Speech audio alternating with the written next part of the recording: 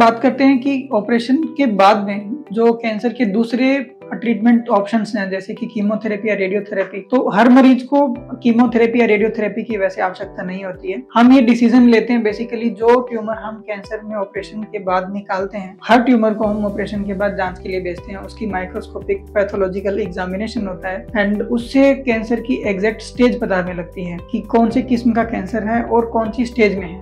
Stage के मुताबिक patient की आगे का ट्रीटमेंट का डिसीजन लिया जाता है।